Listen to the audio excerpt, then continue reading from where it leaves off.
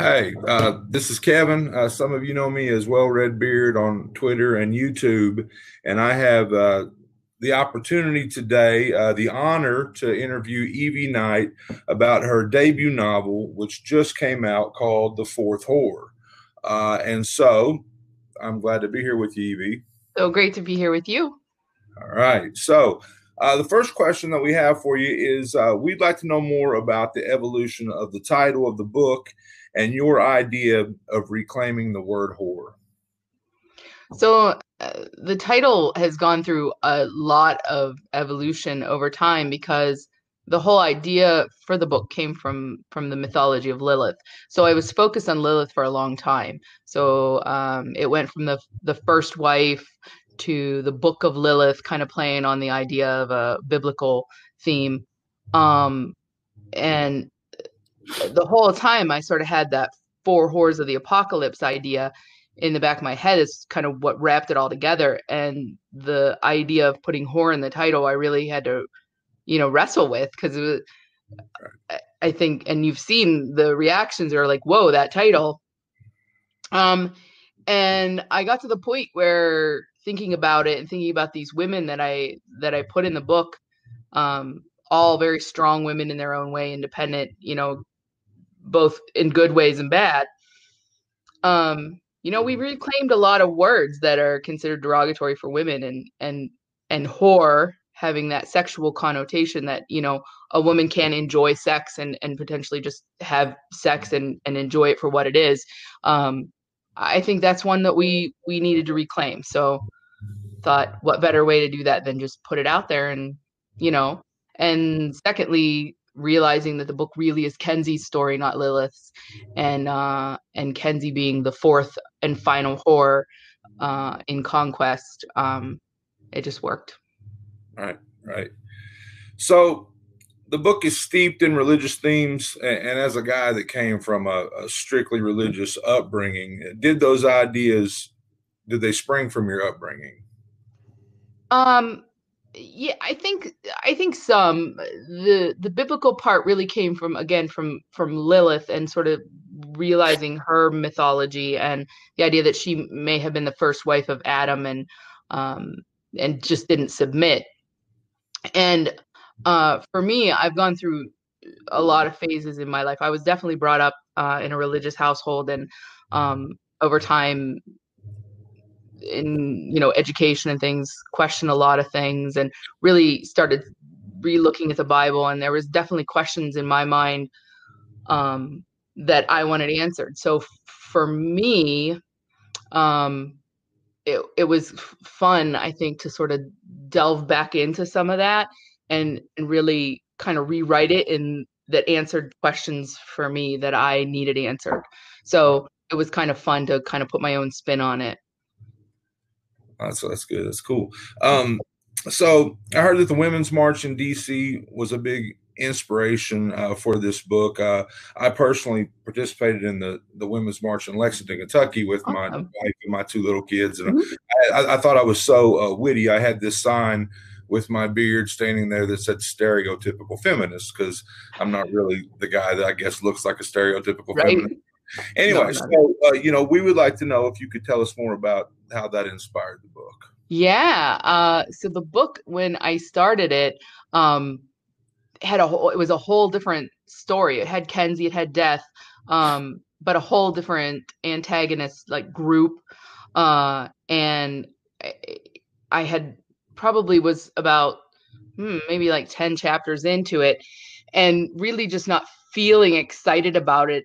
And then, the Women's March, the whole election and in November and gearing up to the Women's March in January, I was very fired up about things, and really strong feminist views and just wanted to do something. And so I was like reading a lot of different groups out there and looking into a lot of things. And Lilith kept coming up, and there's the Lilith Fair and these things. And I really, that's kind of when I discovered her and I found her, and she kind of became my sort of muse for, I guess, the path I was walking at that time too, which was really just kind of who I was in my life and who I wanted to be, and could I stand up and walk the walk and not just talk the talk. And um, going and standing beside all these people, these women and men and children, and just feeling that energy. It just gave me this whole new direction and idea that I wanted to go, and everything just kind of came out then. It all just flowed a lot easier for me. That's awesome. So plague is a big element in the book. Now I read this. This is the last book that I read in February. So the COVID-19 the pandemic was just really starting to get off the ground here in the United States. So I mean, do you have any thoughts on the comparisons between this book and current events? Yeah, my husband keeps joking that he was like, you didn't have to set this up for, a big publicity stunt for your story. I'm like, no, um it, when we think about the things that we worry that will bring the end of the world, plague just obviously seemed like something quite possible. And what I have enjoyed with a smirk, I guess, most of all, is how the president, the fictional president in my book, um, speaks and handles the the plague, and how it's kind of rolling out now. I'm enjoying the similarities, I guess. So Yeah, feeling a little I a think little sassy about it, maybe. the similarities might be putting it lightly there. Yeah, I mean, that was one of the things that really, just reading that and separating it from the rest of the book, that was one of the things that really jumped out on me is how perfect that particular piece was captured. So this book was your thesis novel at Seton Hill University. Mm-hmm. What was that experience like? Amazing. Like I know I wouldn't be sitting here talking to you right now if I hadn't done that. Um, I've wanted to be a writer for a very long time. Probably sixth grade when I picked up Pet Sematary and I read it, and I was blown away and terrified.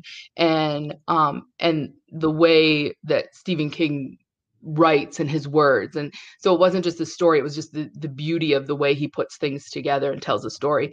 I wanted to do that too. It wasn't just I want to read these, I wanted to do that. And so I've always wanted to, but you also have family going, a writer, Mhm.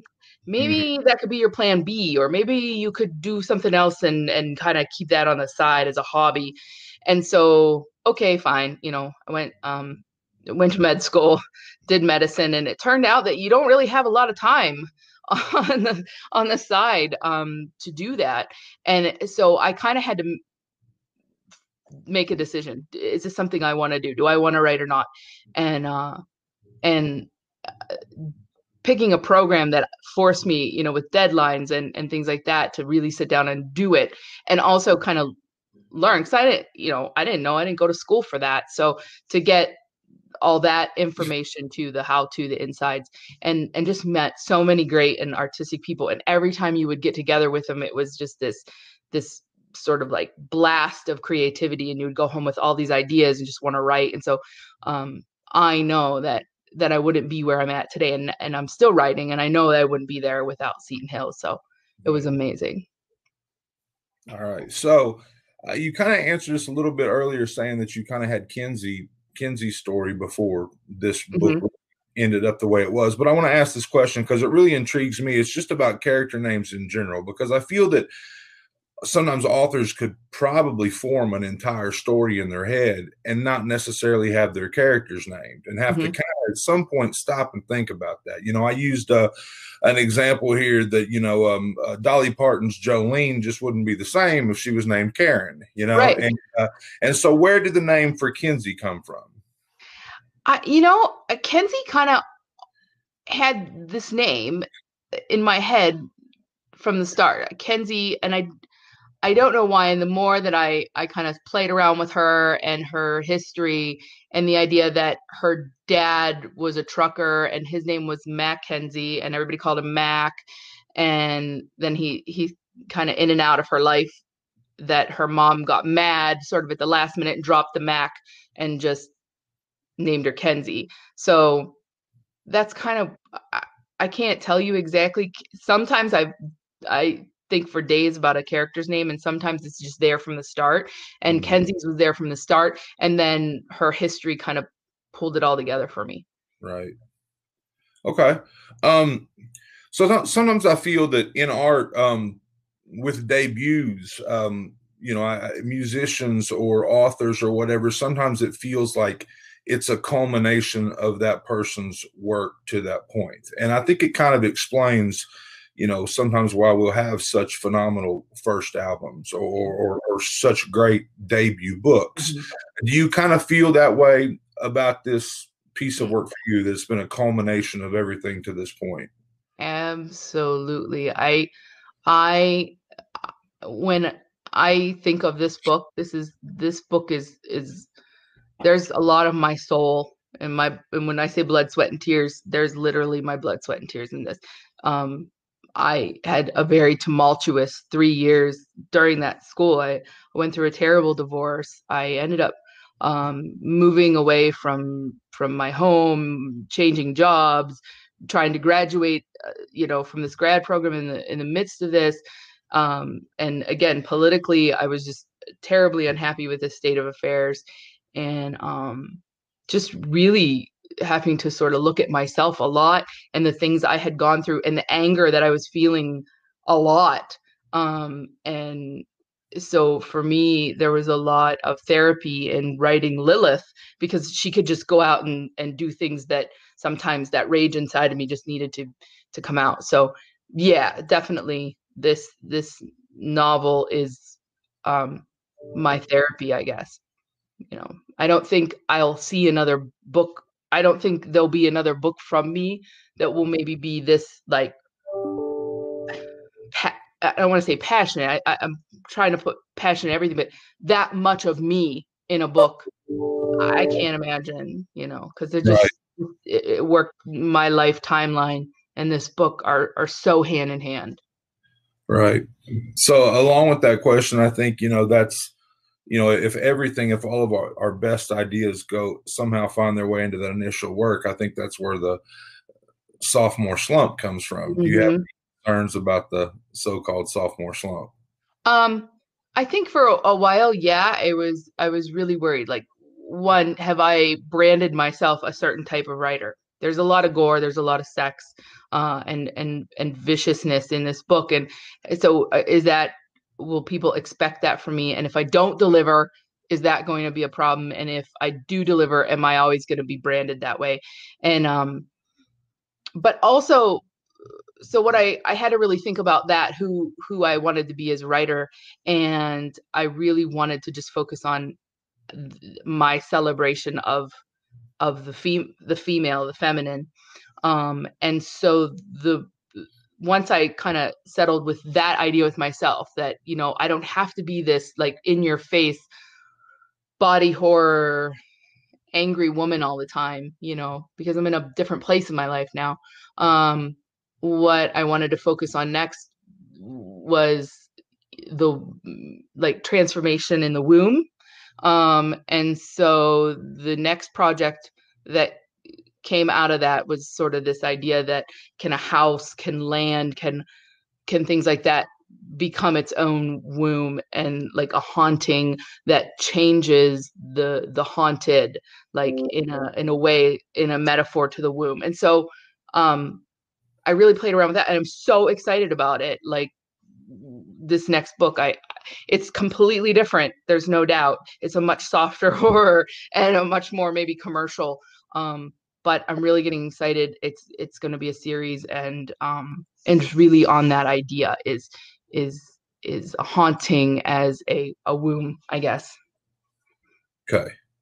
That's exciting, and that answers one of my questions about what you've been or what's next for me. Be Mhm. nice. So I'm just going to pass that one, but I know that I'm personally excited about the next book. So Neil Young makes an appearance in this book. Are you a fan? So yeah, I'm definitely a fan. When I met my hu my husband, that I am now currently divorced from, my ex-husband, he played Neil Young all the time. And so when we were dating, when things were good, when we were happy, um there's the soundtrack of that part of my life is Neil Young. And so yeah, for me, it kind of Kenzie and her and Henry, that whole apartment thing is sort of an homage, I guess, to that part of my life too. And so it just seemed that that new love needed that theme music. Do you listen to music when you write, or do you write in silence? When I'm actually writing, I write either in silence or I play like thunderstorm, ocean sounds, things like that. Right. But when I'm writing, I make soundtracks to like the theme. Like if this were a movie, what music would I put in? And I make myself playlists. And then when I'm not writing, if I'm driving to work or if I'm at work, I'll have it on in my office so that it's kind of always in my head. It's always helping me think. So no, when I'm writing, no, but pretty much during the time I am writing, I keep it in the forefront of my mind by making playlists. So yeah, I do. Okay. So we've covered a lot of these other questions in these topics. One of them was, where do you get your ideas from? I think we've already kind of talked about that. And have you always wanted to be a writer? And you also talked about that some. So I'll pass those over, but we'd like to know more about Brain Squalls. Yeah, my podcast. So my husband and I have a podcast called Brain Squalls, and the idea kind of came from when I decided I was going to seriously try to write. I needed to know that I could put the time in, and I found a book with 365 writing prompts, and so challenged myself to do one every day for a year. And I thought, if I can make that kind of time, then I'll know I can do this. So that actually was Mike Arnzen's book, Instigation: Creative Prompts from the Dark Side, and that Raw Dog actually published. And I was doing it on a blog, and Mike Arnzen found me and wrote me this thing, and we kind of became pen pals almost. And he teaches at Seton Hill. So that's sort of how the whole thing happened. So in homage to that and how much prompts helped me just kind of know what I wanted to write about or how I wrote or what my voice sounded like, we thought, wouldn't it be fun to do a podcast where we sort of challenge each other with a prompt? Either one, come with any kind of prompts, make them up out of a game, make them, find something, and then like brainstorm a story together every episode. And Right. so we're in our second season, and we were just recording one today and realized that in our second season we've done a lot of world building. And so basically we wanted to sort of touch on different aspects of being a writer, like discovering your character, naming your character. We've talked a lot about that in our podcast. As we're telling a story together, like, hey, what do you think? Okay, what if this person was a nurse and she was coming, or what if, no, maybe maybe she's a waitress. And so it's just kind of this neat evolution of actually watching someone go from just a small spark to an outline of a story. And so that's kind of what we do, and it's really fun, and it keeps my creativity going. And we've told some really fun little stories, or at least build some worlds that could be really great stories. So yeah, it's fun. So I've noticed that that a lot of my new favorite authors are coming out of the Seton Hill program. I mean, at first it was, I think I noticed one, and then I think I noticed the second one. I was like, oh, that's a cool coincidence. And then I've kind of, come to the understanding that that's not a coincidence. There's a lot of great writers coming. I mean, I'm a huge Widovich fan. Yeah. And so, I mean, just, can you tell us more about the program in general? Is it like a dark fiction program, or? The cool thing about Seton Hill's program is because it's a master's of fine arts in writing popular fiction. So a lot of the grad programs that are out there are creative fiction writing, right? Creative writing. Mm-hmm. And so they focus a lot on the literary side of creative writing, and there's nothing wrong with that. But if you want to be a popular fiction writer, if you want to be the commercial fiction writer, they're not always so great about teaching that line of writing. So at Seton Hill, when you go, you sort of almost declare a major. So what genre, So for me, it was horror. They have mystery, they have young adult, they have sci-fi and fantasy, they have romance. And so different classes like readings in the genre where you'll read and respond and write reviews of certain, and they encourage you to, work outside your genre too, but you have to have so many, just like a college major, you have to have so many classes within your major. Right. And then they have agents come in once a year and talk to you, and they teach classes on, okay, the revision and the editing. And so it's the whole process that you get from this program that I don't think you would get in another program.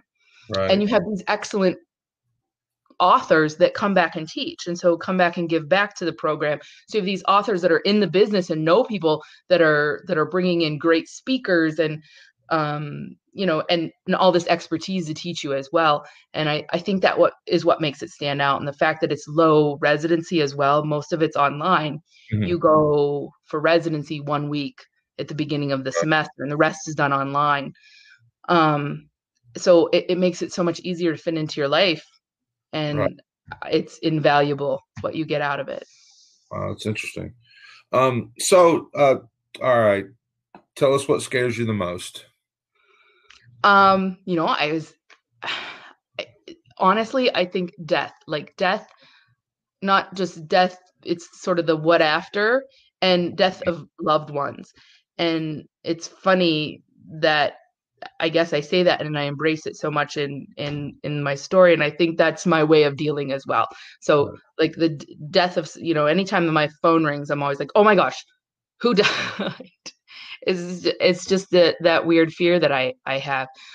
So I think that's that scares me the most: death and what is there, what is after that. And so Yeah. yep. Well, all right. So that's really all I have. I want to give you a chance to talk a little bit more about your book and touch on any points about it that you want to talk about it. Briefly, I want to say that I read this book. I thoroughly enjoyed this book. What got me about this book was that it's a 220-page book. It felt like a 500-page book in the best way. I mean, in the best way. Just so many themes collected into this thing, and it felt epic and full and just so well put together. And I said in my review how it kind of talked about in the prologue about you having to basically throw away like a whole semester's work in the process. Would you like to say anything about that? How that came to be, or the throwing away the semester's work? That had to be hard. I just wasn't. Yeah, I mean, it was really super hard. And I think my professor at the time, my mentor, was just like, are you sure you have to catch up with the rest of the class? Like, can you do it? And I was like, can you just give me a month? Let me see what I can do. And I got caught back up in a month and sent it to her. And she's like, oh, yes, this is going to work. So it was okay. Because again, I had a story and I liked my story, but I don't think that the passion for the story I was telling is there until Lilith came along. And as for, like you said, the writing process, it felt like an epic to me, like trying to keep track of everybody's storylines and the timelines. And I had to buy a gigantic dry erase board and like index cards, dry erase index cards with magnets on the back. And so I could move things around and keep track of who was where and when. And it was definitely a long process to braid it all together. I think I learned a lot about my own writing in this. I learned a lot about myself. And I think for me, the biggest thing was when the time came to, do I put it out there or do I just tuck it away and say, I got that out of my system? And it was really hard because there's no doubt that the information's polarizing. I mean, there's definitely going to be people that hate it. And I know that, it's going to be I like this or I hate this. And that's okay. And I have lots of friends on both sides. I have friends right now that are like, oh, I'm so excited to read it. And I just say, you know what? don't. It's wait till the next one. Read the next one. This one's not for you. And I'm well aware of that. But Yeah. like I told you, there's so much of my soul in this that I just decided, no, I need it out there. I need to put it out there. And so I was so thankful that Raw Dog agreed, because I think there's a lot of presses that probably wouldn't have touched it, just because it's so controversial. And we had talked even about maybe putting some kind of a trigger warning out there with some of the subject matter, but they gave me a chance. They believed in me, and it's getting. I'm happy to hear such good reviews, and I'm just really glad that people are getting, I think, what I was trying to do with it. Right. Well, I mean, on one side of the coin, reactions are reactions, and I don't think anyone's going to read this and be like, "Meh," it's. Right. No, Exactly. okay. Or I mean, you're right. I mean, they're either going to love it or they're not going to love it. Mhm. But I personally found some of my favorite small press horror authors from 1-star reviews from someone Right. saying, this one was too much for me, and I'm Mhm. like, okay, I need to check Oh, I that want one. to see this. Yeah, exactly. So So, I won't be sad. I mean, I expect it. I know it's not for everybody, and that's okay. Um, I hope the next book people give me another chance. I think, now that I got that out of my system, let's just see what else I can do. right. All right. Well, it's been my pleasure. I want to thank Thank you you so for much. talking to me, Evie, and I want to thank Raw Dog for the opportunity Yeah. to interview you. This is your debut novel. This is my Mhm. debut interview. So, It was great. You did great. thank you. So, John, we are wrapped.